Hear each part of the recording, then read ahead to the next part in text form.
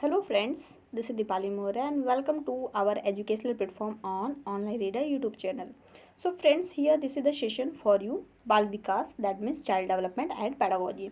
So friends, यहाँ पर हम कंटिन्यू वीडियो की सीरीज आपके लिए अवेलेबल करा रहे हैं आपके ऑल टीचिंग एग्जाम से रिलेटेड, चाहे आप सीटेट की तैयारी कर रहे हो, super TET, KVS, state level के ऑल टेट के लिए and REET first and second grade teaching exam, इन सभी के पर्पज़ से जो आपका बाल विकास मनोविज्ञान का जो सिलेबस होता है उसके चैप्टर के अकॉर्डिंग, सिलेबस के अकॉर्डिंग सारी चीज़ें हम यहाँ पे डिस्कस कर रहे हैं। तो अभी कुछ वीडियो में हमने जो यहाँ पे जैसे आप देख पा रही हो 27 नंबर वीडियोज़ है। इससे पहले हमने कुछ वीडियोज़ में जो डिस्कस किया था वो क्या था, आपका मनोविज्ञान था। तो हमने मनोविज्ञान टॉपिक को कवर किया। अब उसके साथ साथ में अब हम यहाँ पे बाल विकास के टॉपिक को कवर कर रहे हैं। दैट मीन्स आपकी जो टीचिंग एग्जाम के सिलेबस में बाल विकास से रिलेटेड जितने भी चैप्टर्स होते हैं उन सभी को हम यहाँ पे डिस्कस कर रहे हैं।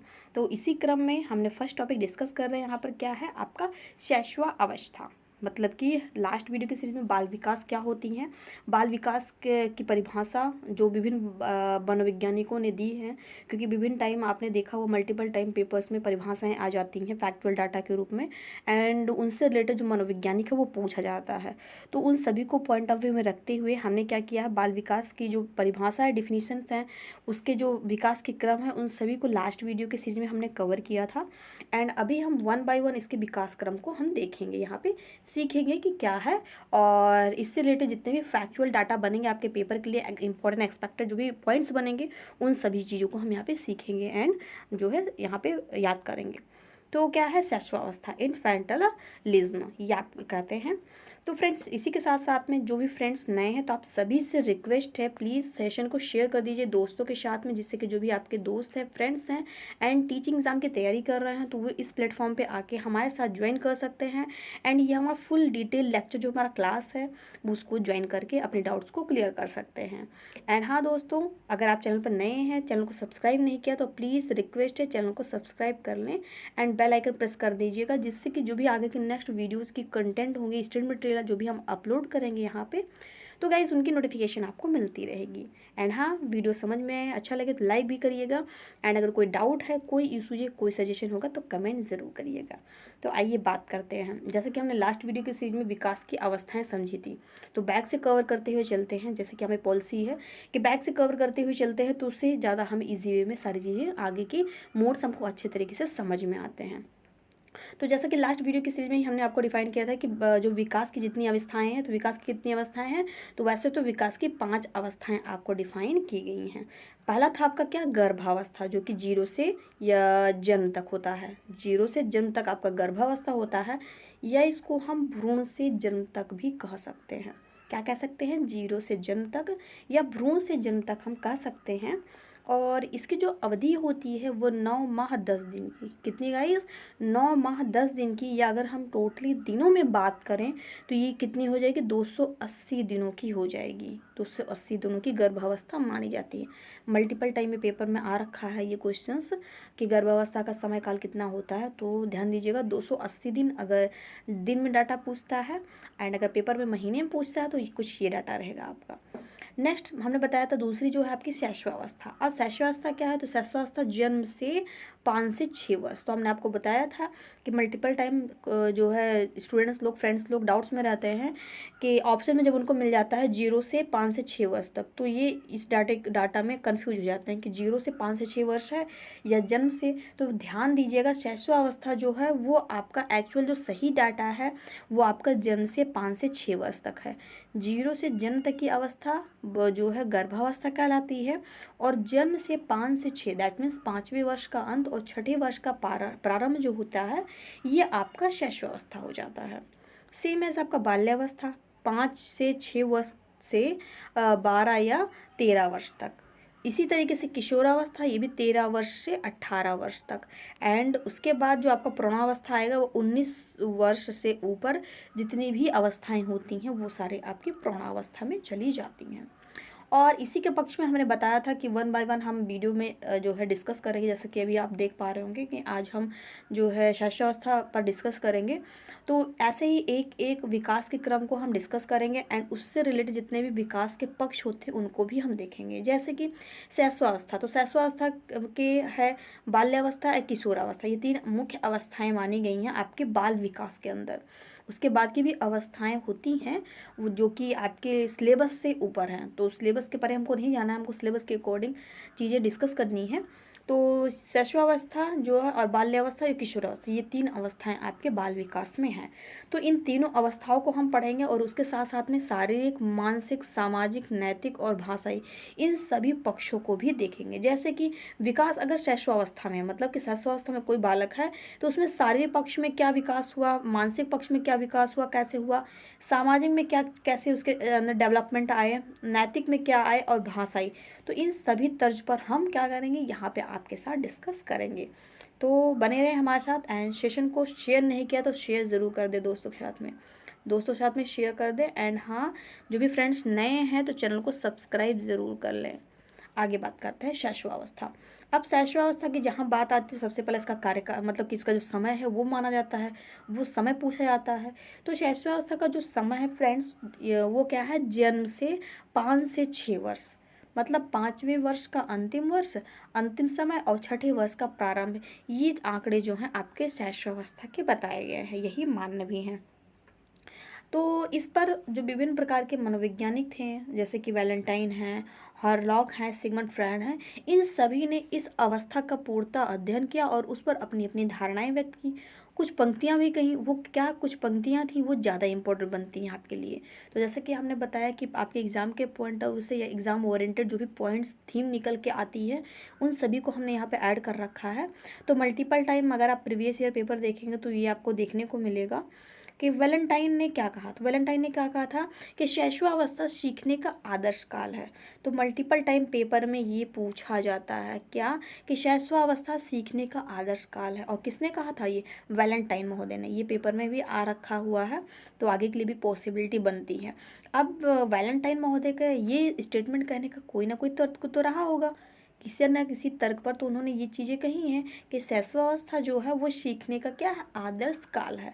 अब सीखने का आदर्श काल क्यों है, क्योंकि शैशवावस्था में बालक छोटा होता है, वो देश दुनिया के बारे में बहुत ज़्यादा चीज़ें नहीं जानता है। तो वो क्या होता है, उसका एक जो मस्तिष्क है वो पूरी प्लेट, मतलब एक ब्लैंक पेज के तरीके होता है। तो जिस पर कोई भी चीज़ें अगर हम क्या कहते हैं, कोई भी चीज़ें जो भी वो देखता है, जो भी वो सीखने की कोशिश करता है, वो चीज़ें वो बहुत ही जल्दी से सीख लेता है। तो इसलिए वैलेंटाइन महोदय ने क्या कहा कि शैशवावस्था को सीखने का आदर्श काल बताया था। अब इस पर हरलॉक महोदय ने भी अपना कुछ स्टेटमेंट दिया। हरलॉक महोदय ने क्या इस अवस्था पे कहा कि शैशवावस्था एक खतरनाक काल एवं अपीली काल है। क्या है, शैशवावस्था एक खतरनाक काल या अपीली काल है। ये भी पेपर में आ रखा है, मल्टीपल टाइम आता हुआ है एंड आगे भी पॉसिबिलिटी बनती है कि शैशवावस्था एक खतरनाक काल एवं अपीली काल, दोनों से कोई एक पूछा जा सकता है या हो सकता है दोनों पूछा जाए। यह किसने कहा, यह पंक्तियाँ किसने कही, तो कही थी आपके हरलॉक महोदय ने। इन्होंने कहा कि यह अवस्था जो होती है बहुत ही खतरनाक है एंड अपीली काल है, मतलब हर एक चीज़ की डिमांड, अपील हम माता पिता से कर बैठते हैं बिना कुछ सोचे समझे, क्योंकि उसमें इस अवस्था में सोचने समझने की जो क्षमता है ना के बराबर होती है। अब इस पर आए आपके सिगमंड फ्रॉइड महोदय। तो सिगमंड फ्रॉइड महोदय ने भी कहा कि 4 से 5 वर्ष में बालक वह बन जाता है जो भावी जीवन में बनना चाहता है। किसने कहा, सिगमंड फ्रॉइड महोदय। ये एक आपके मनोविश्लेषणवाद के जन्मदाता कहे जाते हैं और उसी तर्ज पर, उसी अध्ययन के आधार पर इन्होंने शैशवावस्था के विषय में अपना ये स्टेटमेंट रखा कि शैशवावस्था में जो है बालक 4 से 5 वर्ष में बालक को जो बनना होता है वो बन जाता है, मतलब कि जो भी कुछ उसे भावी जीवन में जो बनना है उसकी जो पॉइंट हैं, जो साइन है, मतलब कि जो चिन्ह हैं वो दिखने लगते हैं। तो कहीं ना कहीं ये सारे स्टेटमेंट आपके लिए बेहद इंपॉर्टेंट बन सकते हैं। तो इस सभी चीज़ों को आप नोट्स में नोट डाउन करते हुए चलिएगा एंड याद करते हुए चलिएगा। अब आते हैं बात गुड इनफ की महोदय की। तो गुड इनफ महोदय ने भी अपनी क्या परिभाषा दी शैशवावस्था के विषय पर। तो इन्होंने कहा कि व्यक्ति का मानसिक विकास जितना होता है उतना उसका आधा 3 वर्ष में हो जाता है। मतलब कि शैशवावस्था तो जन्म से कितने में चलती है, जन्म से आपके जो जन्म से चलती है कितने वर्ष तक, 5 वर्ष तक चलती है या 6 वर्ष तक चलती है। तो इन्होंने बताया कि जन्म से 3 वर्ष तक ही, जन्म से 3 वर्ष तक के मध्य तक ही जो है गुड एनफ कहने का, महोदय के कहने का तात्पर्य है कि उसका जो मस्तिष्क का जो विकास होता है वो 3 वर्ष तक जो है हो जाता है। समझ पाए आप? तो लाइक ज़रूर कर दीजिएगा। बहुत ही सिंपल वे में, बहुत ही इजी मेथड में हम आपको चीज़ें समझा रहे हैं ताकि पेपर के कंटेंट से या पेपर के पॉइंट ऑफ व्यू से सारी चीज़ें आपको निकल के आ सकें। तो अब आइए शैशवावस्था के कुछ क्या है उपनाम। तो शैशवावस्था के क्या कुछ उपनाम है उनको हम देख लेते हैं, क्योंकि मल्टीपल टाइम पेपर में पूछा जाता है। तो इसके उपनामों के क्रम में सबसे जो पहला नाम आता है वो क्या है? अतार्किक चिंतन की अवस्था।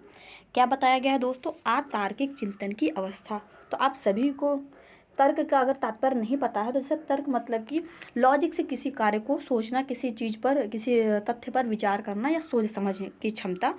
तो आप सभी को पता है कि शैशवावस्था में ये क्षमताएं जो है निम्न जो है नगण्य होती हैं या ना के बराबर होती हैं।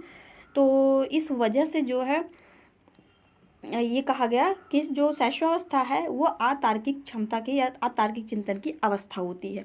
अब आइए थोड़ा सा हम आपको बता देते हैं कि जो तार्किक चिंतन है वो क्या है और विभिन्न अवस्थाओं पर ये कैसे अपना इफेक्ट डालती है। तो जो तार्किक चिंतन, अगर हम अतार्किक चिंतन की बात करें तो जैसा कि मैंने आपको बताया, ये आपका किस अवस्था में होता है? तो ये आपका शैशवावस्था में होता है।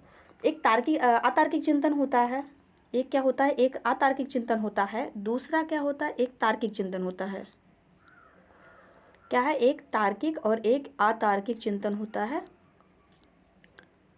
ये एक आपका तार्किक चिंतन होता है और एक क्या होता है? एक होता है आपका जो एट एंड लास्ट होता है वो आपका अमूर्त। अमूर्त मतलब कि एक अतार्किक, तार्किक और अमूर्त।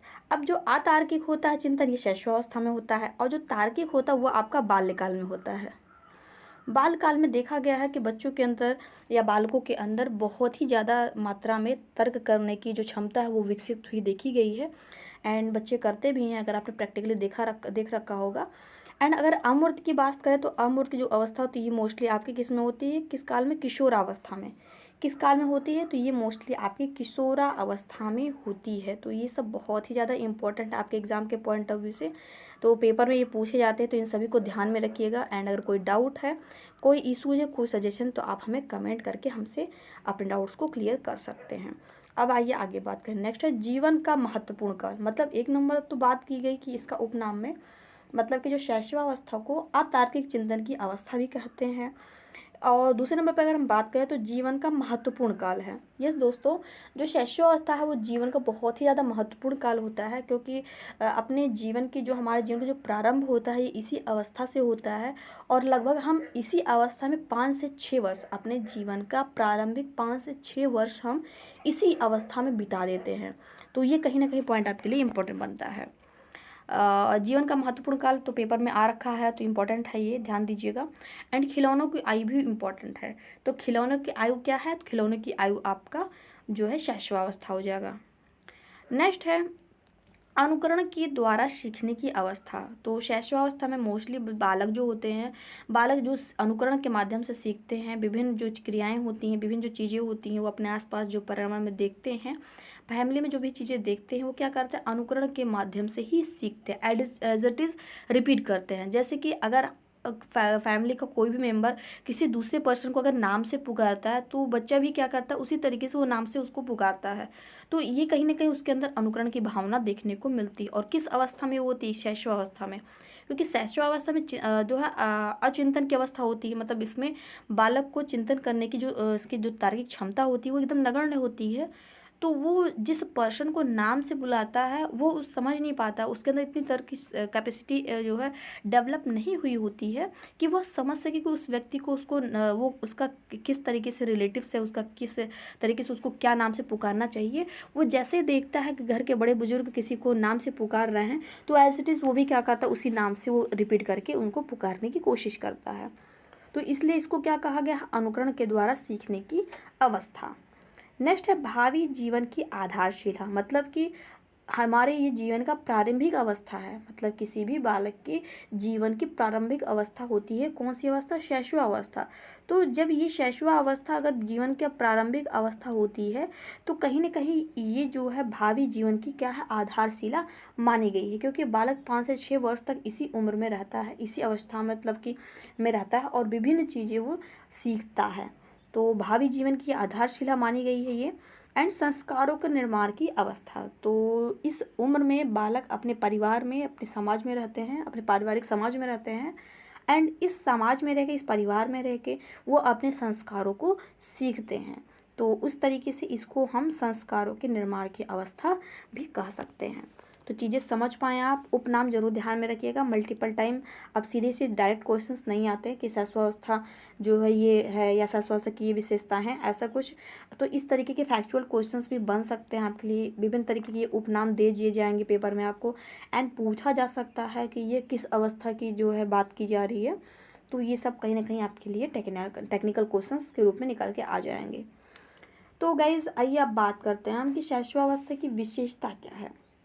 शैशवावस्था की कुछ प्रमुख विशेषताएं हैं, उनको हम यहाँ पे डिस्कस करेंगे। तो अगर इसी क्रम में अगर हम बात करें सबसे पहली अवस्था कि शैशवावस्था की सबसे पहली अवस्था एंड मुख्य अवस्था क्या क्या है, तो इससे पहले आप सभी से रिक्वेस्ट है कि सेशन को दोस्तों के साथ शेयर जरूर कर दें, जिससे कि जो भी आपके दोस्त हैं, फ्रेंड्स हैं, वो जरूर ज्वाइन कर सकें। यहाँ पे बहुत ही सिंपल वे में, बहुत ही ईजी मेथड में सारी चीज़ें हम आपके, सारे कंटेंट हम आपके साथ शेयर कर रहे हैं। तो फ्रेंड्स शेयर तो बनता है एंड लाइक भी ज़रूर कर दीजिए। आई होप सेशन फुल्ली आपको अच्छे से समझ में आ रहा है। अगर नहीं तो आप हमें कमेंट के माध्यम से अपने डाउट्स को क्या कर सकते हैं, क्लियर कर सकते हैं। और हाँ दोस्तों, सेशन पे अगर नए हैं तो चैनल को सब्सक्राइब करना बिल्कुल मत भूलें। कहीं ना कहीं ये सारे कंटेंट हमने आपके एग्ज़ाम के पॉइंट ऑफ व्यू से आपके लिए क्रिएट कर रखी है, ताकि आपका पेपर में सारे डाउट्स को क्लियर कर सकें। एंड पेडागोजी सेक्शन से रिलेटेड से क्वेश्चंस जो होते हैं वो इसी तरीके से क्वेश्चंस आते हैं पेडागोजी के, तो वो कहीं ना कहीं आपसे आपको दिक्कत में डाल सकते हैं, इसलिए सारे क्वेश्चंस आपके लिए इम्पोर्टेंट बनते हैं। तो सबसे पहले जो विशेषता है, पहले विशेषता क्या है कि शैशवावस्था भावी जीवन को प्रभावित करती है। मतलब जो शैशवावस्था है वो भावी जीवन को, पूरे जीवन को प्रभावित करती है, क्योंकि जीवन का प्रारंभिक जो निर्माण अवस्था है वो यहीं से स्टार्ट होती है। और इस अवस्था से, इस प्रारंभिक अवस्था से जो व्यक्ति के अंदर, जो बालक के अंदर जो भी चीज़ें प्रभावित होती तो कहीं ना कहीं पूरे जीवन को इफ़ेक्ट करती है, मतलब होल लाइफ वो चीज़ें कहीं ना कहीं बालक को इफ़ेक्ट करती हैं। और कैसे है, कुछ तरीके से देखते हैं हम यहाँ पे। जैसे पहले अगर हम बात करें कि शरीर एवं मस्तिष्क अत्यधिक ग्रहणशील होता है। क्यों?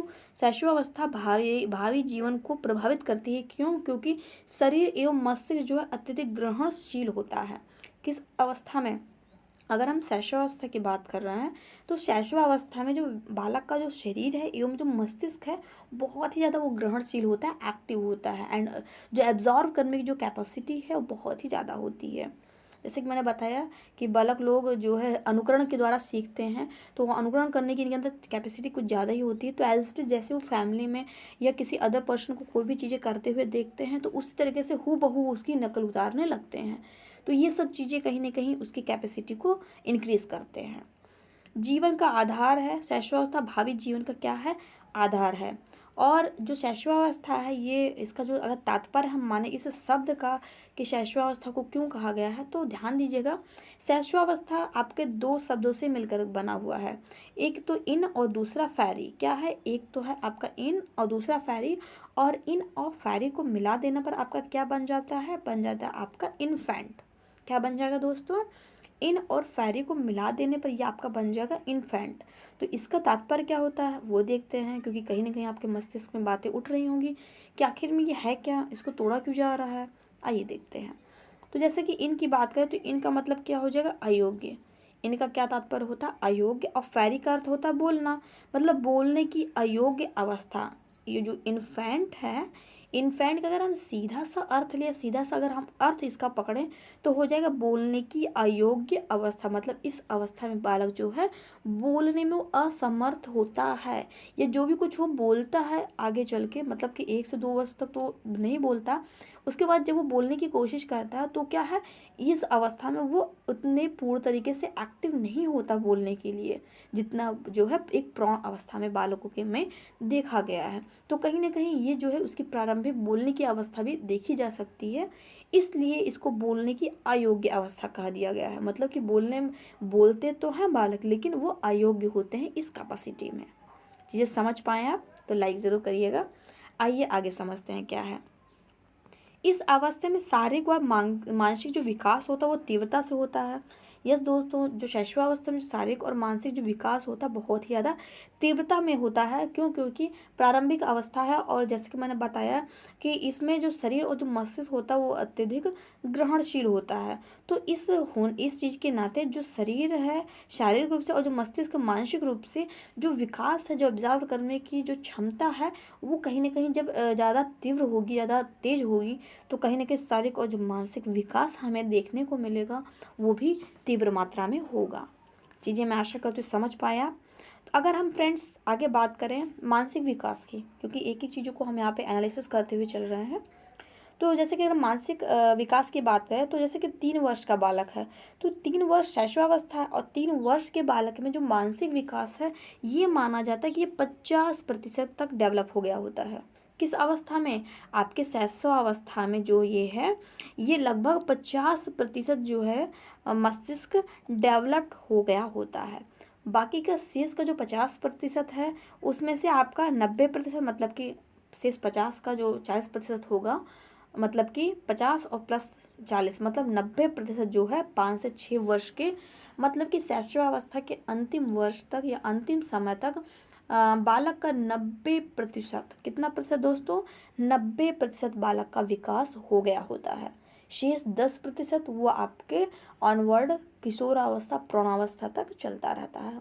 एज इट इज़ प्रौढ़ावस्था में या किशोरावस्था के अंतिम या प्रौढ़ावस्था के प्रारंभ में आके वो भी स्टे हो जाता है। तो ये कहीं ना कहीं आपके लिए बहुत ही ज़्यादा इम्पॉर्टेंट एंड एडिशनल फैक्ट था जो कि हम आपके साथ डिस्कस कर रहे हैं।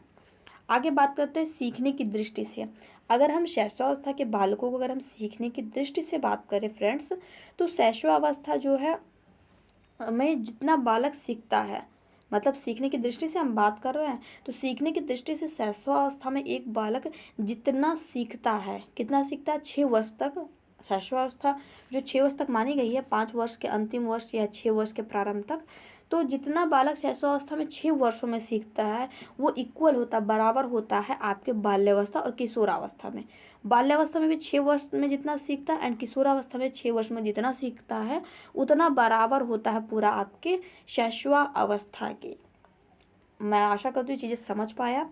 आगे बात करें हम तो इसकी विशेषताओं में, तो जो शैशवावस्था में जिज्ञासा प्रबल होती है, क्या है?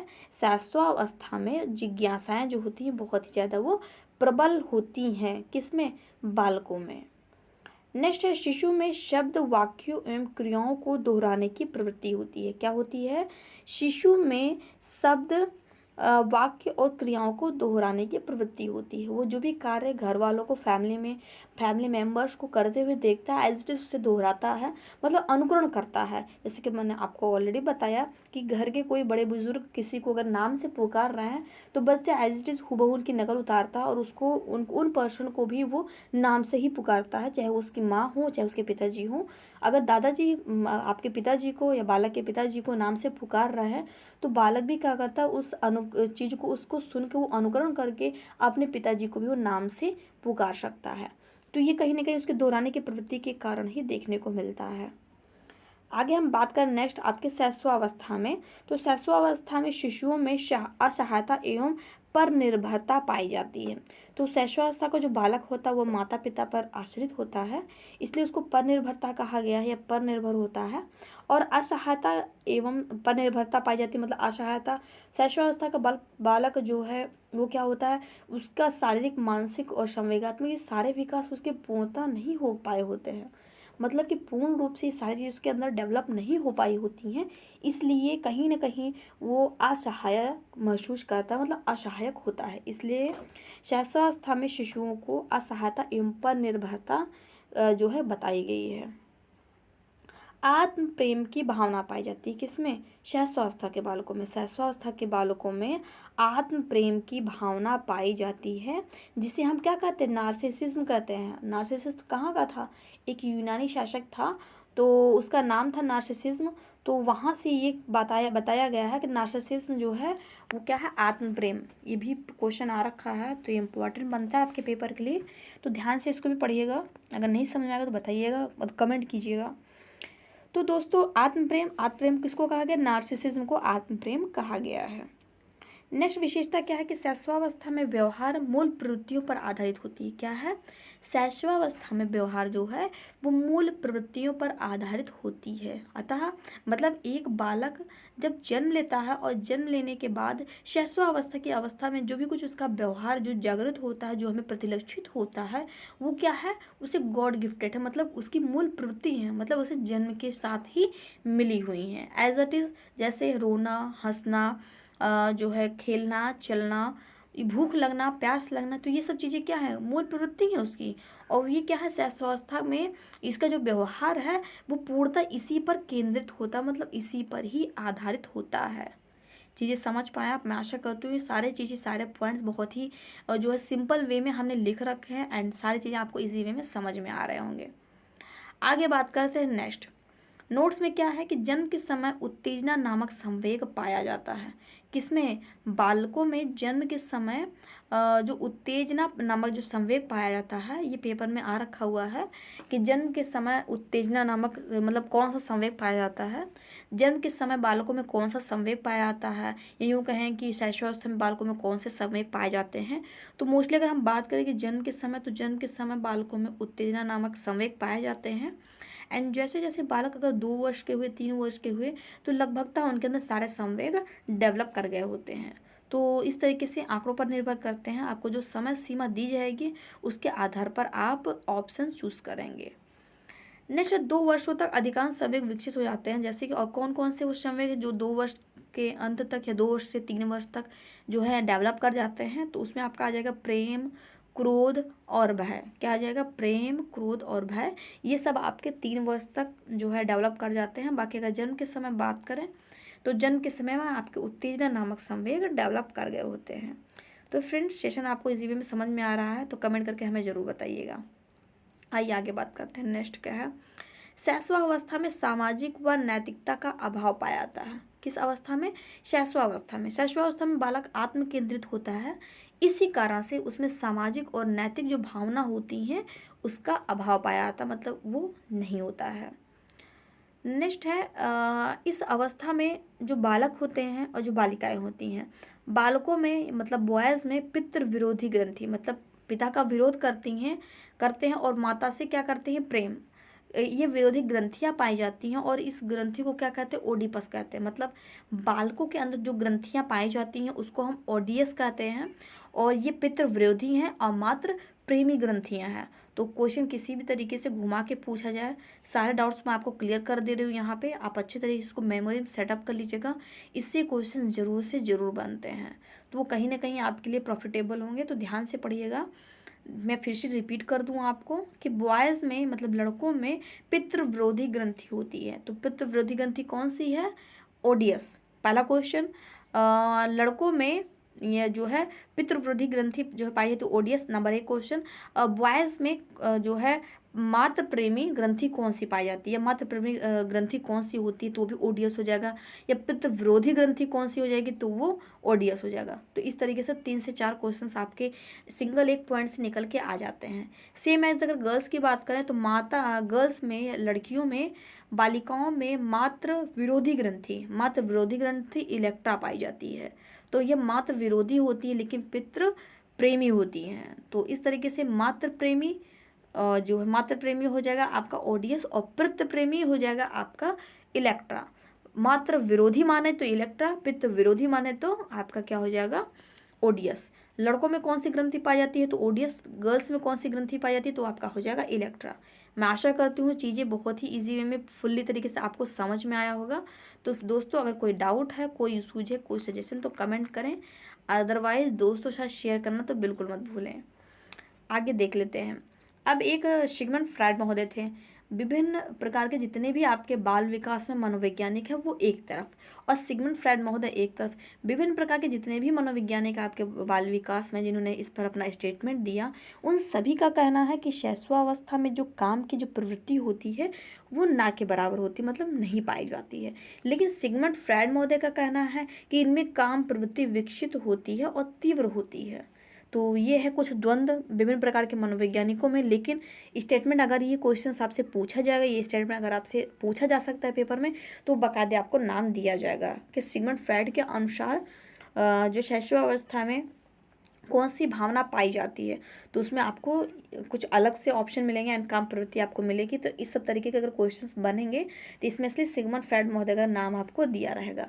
लेकिन अगर अदर किसी मनोवैज्ञानिक का नाम आता है तो उन सभी ने यही डिफाइन किया मोस्टली लोगों ने कि जो शैशवावस्था में होता है उसमें काम की प्रवृत्ति नहीं होती है।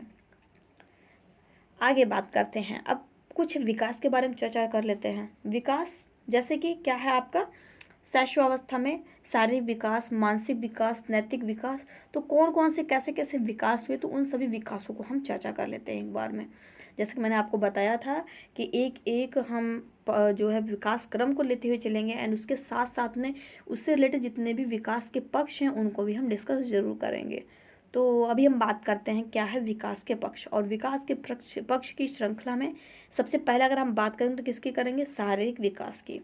तो दोस्तों शैशवावस्था में जो शारीरिक विकास होता है, शारीरिक विकास कैसे होता है, तो अगर शारीरिक विकास के क्रम में अगर हम बात करें तो सबसे पहले लंबाई। तो शैशवावस्था में जो लंबाई होती है वो कितनी होती है, जन्म के समय कितनी होती है आपकी 51 सेंटीमीटर लगभग। जन्म के समय शैशवावस्था में जो शारीरिक विकास में अगर लंबाई की बात करें तो जन्म के समय 51 सेंटीमीटर का बालक एक एवरेज आंका गया है। लेकिन इसमें भी अलग अलग आंकड़े हैं, अगर बॉयज़ है तो अलग, गर्ल्स है तो अलग। अगर लड़का है, मेल है, तो वो कितना हो जाएगा 51 सेंटीमीटर। लेकिन अगर लड़की है तो 5.5 घट जाता है, मतलब कि जैसे कि आप देख पा रहे हैं, तो अगर लड़का है तो 51 सेंटीमीटर का होगा एंड अगर लड़की है तो 50.5 सेंटीमीटर की होगी। ये आपके लिए एडिशनल फैक्ट है, बहुत ज़्यादा इम्पोर्टेंट है। शैशवावस्था में शारीरिक विकास में के अंत में अगर बात करें, शैशवावस्था के विकास की अगर हम बात कर रहे हैं तो लंबाई अगर जन्म के समय 51 सेंटीमीटर होती है और बॉयज़ की गर्ल्स की इतनी अलग अलग होती हैं, बॉयज़ की 51 सेंटीमीटर, गर्ल्स की 50.5 सेंटीमीटर। तो कहीं ना कहीं अगर शैशवावस्था का अंत दैट मीन्स 5 से 6 वर्ष के अंत की जो अवस्था होती है, उस अवस्था में जो शारीरिक विकास हो गया होता है वो कितना हो गया होता है, 108 सेंटीमीटर। कितना दोस्तों, शैशवा अवस्था के प्रारंभ में 51 सेंटीमीटर अगर लड़का है तो, और लड़की है तो 50.5 सेंटीमीटर। लेकिन अगर शैशवावस्था अगर हम अंत की बात करें तो अंत में 108 सेंटीमीटर जो है लंबाई आकी गई है। तो ये सब बहुत ज़्यादा इंपॉर्टेंट एडिशनल फैक्ट हैं, फैक्चुअल डाटा हैं, हमने आपके लिए लिख रखे हैं। तो सारी चीज़ आप पढ़ते हुए चलिए। कोई डाउट है, कोई इशू है तो कमेंट ज़रूर करिए। आइए बात करते हैं वज़न की। अब वज़न क्या है कि जन्म के समय 3 किलोग्राम, जन्म के समय वजन 3 किलोग्राम। और यही अगर हम 6 माह का बालक हो जाता है, मतलब कि एक बालक जब पैदा होता है जन्म के समय तो उसका जो भार होता है वो 3 किलोग्राम का होता है। लेकिन अगर वही बालक 6 माह का हो जाता है, मतलब कि 6 महीने के पश्चात या 6 महीने के अंदर उसकी जो ये भार है वो कितना हो जाएगा, ये वज़न इसका दुगना हो जाएगा। और अगर हम शैशवावस्था के अंत, अब शैशवावस्था का अंत तो आपको पता ही है 5 से 6 वर्ष, ये मैंने लिख रखा है। तो शैशवावस्था के अंत मतलब 5 से 6 वर्ष की जो अंत में होगा वो कितना हो जाएगा आपका 16 किलोग्राम, मतलब 16 केजी का बालक हो जाएगा, ये इसका वज़न हो जाएगा। क्योंकि अभी ये पूरा आंकड़ा आपके शैशवावस्था में ही चल रहा है, ऐसा नहीं कि जो है 16 मतलब कि शैशवावस्था के अंत के बाद में भी इसकी जो उसका वजन होगा इतना ही रहेगा, ऐसा नहीं है। शैशवावस्था के प्रारंभ और शैशवावस्था के अंत में जो भी आंकड़े यहाँ पे बताएंगे सेम रहेंगे, उसमें थोड़ा सा आसपास में घट और बढ़ सकता है, तो वो अपने तरफ से आपको मैनेज करना होगा। नेक्स्ट है वज़न। अगर हम बात करें वजन की में के साथ साथ अगर हम मस्तिष्क की बात करें, मतलब ये तो था शारीरिक वजन।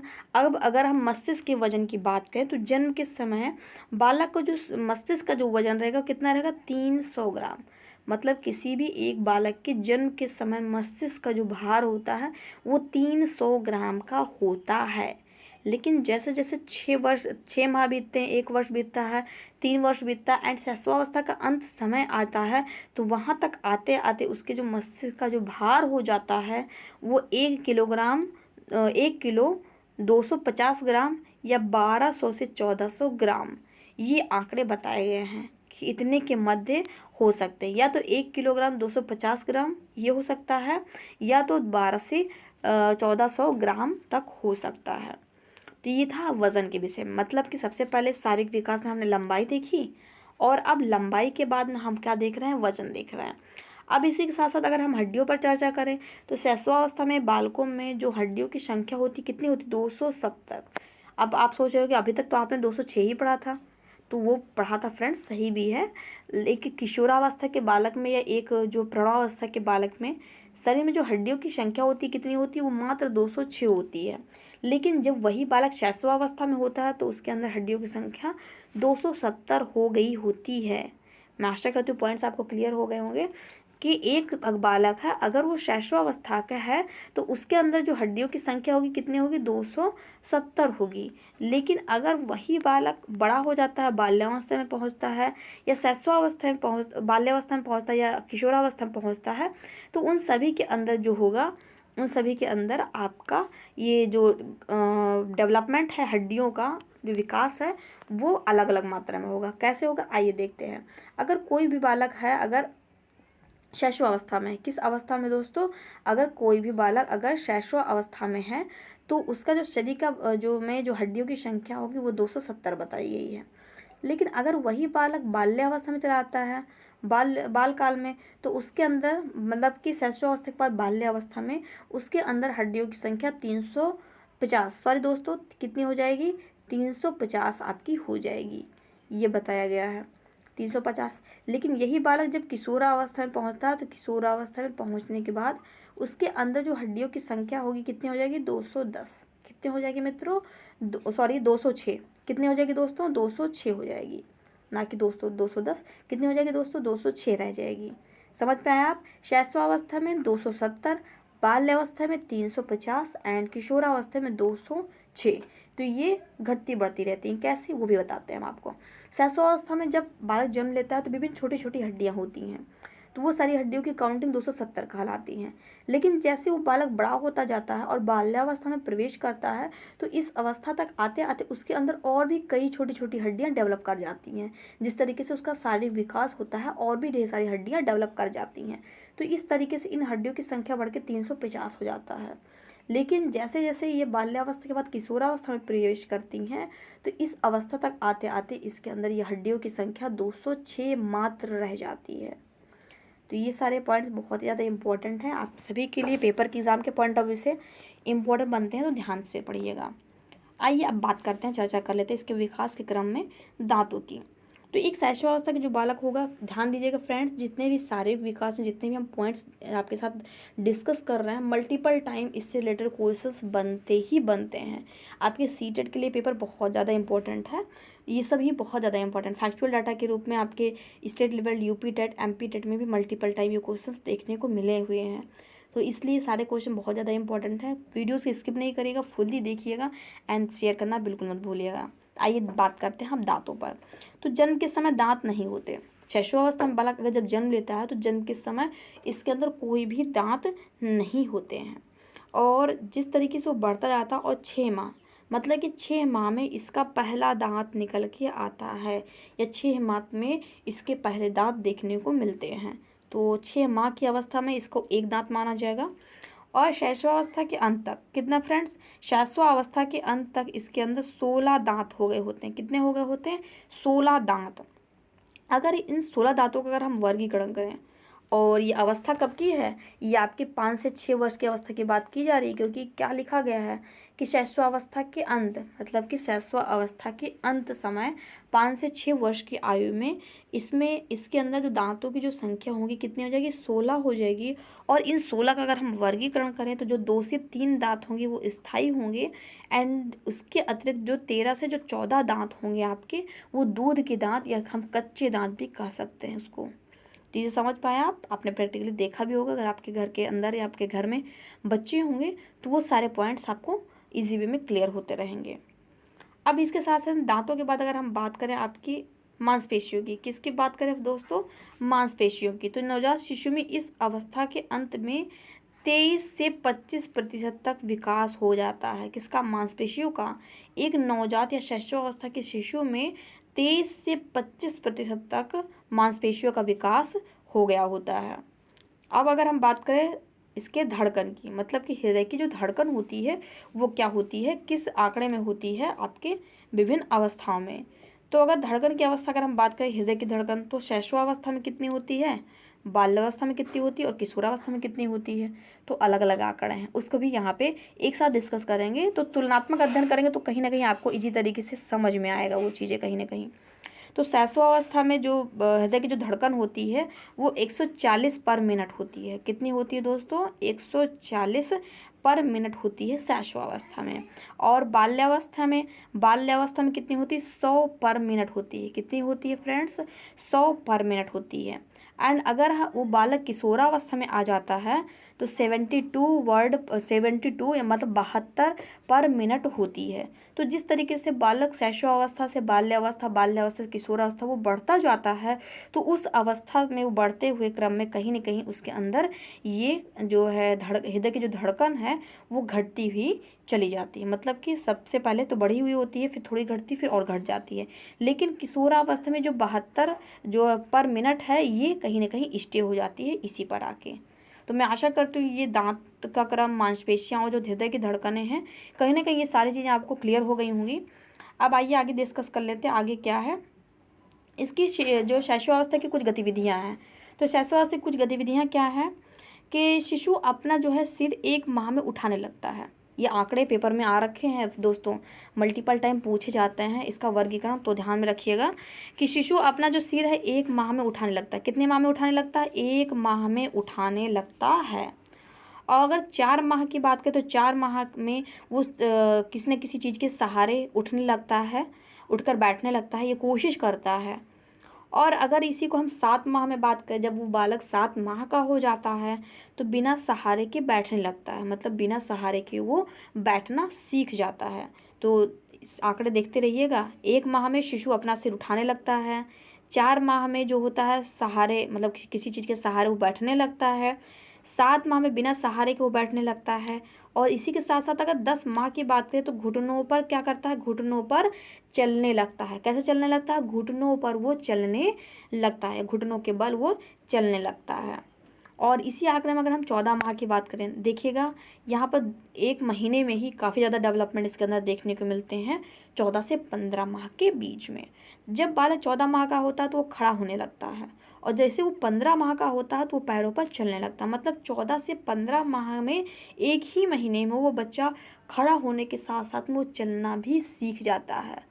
तो ये सारे आंकड़े हैं जो मंथ वाइज हमने एक्सप्लेन किए बालक के शैशवावस्था के। किसके अवस्था के फ्रेंड्स, बालक के शैशवावस्था के। और ये बहुत ज़्यादा बेहद इम्पोर्टेंट है सारे आंकड़े, सारे पॉइंट्स जो कि हमने आपके लिए यहाँ पे क्रिएट किया एंड आपके लिए डिस्कस किया।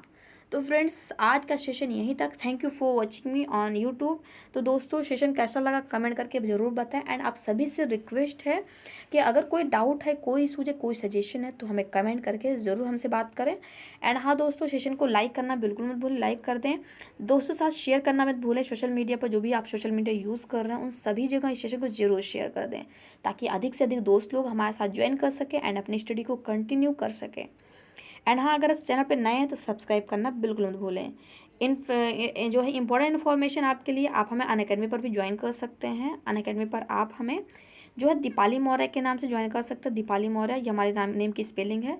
आप अनअकैडमी पर को जो है गूगल के प्ले स्टोर से सिंपली डाउनलोड कर सकते हैं। लॉगिन करके गूगल क्लिक करिए टीचिंग एग्जाम्स, सर्च बार में आके वहाँ से आपको क्या करना होगा, दीपाली मौर्य नाम टाइप करके आप हमको सर्च करके फॉलो कर सकते हैं। फॉलो करने के बाद नीचे आपको वीडियो की सीरीज हमारी ओपन हो जाएगी। अनअकैडमी पर हमने लगभग 425 प्लस वीडियोस आपके लिए क्रिएट कर रखी है, आपके टीचिंग एग्जाम के लिए, शिक्षक भर्ती के लिए। तो ये सारे यहाँ पे आपको जो है डिटेल क्लासेस भी मिलेंगी, प्रीवियस ईयर पेपर भी मिलेंगे, मॉडल पेपर भी मिलेंगे, इंपॉर्टेंट एक्सपेक्टेड क्वेश्चन की सीरीज भी, ये सारी चीज़ें आपको वहाँ पे मिलेंगी। इसके साथ से एक बहुत ही बड़ा आपके लिए प्लस पॉइंट है कि अनअकैडमी पर आपको PDF डाउनलोड करने की फैसिलिटीज़ अवेलेबल है।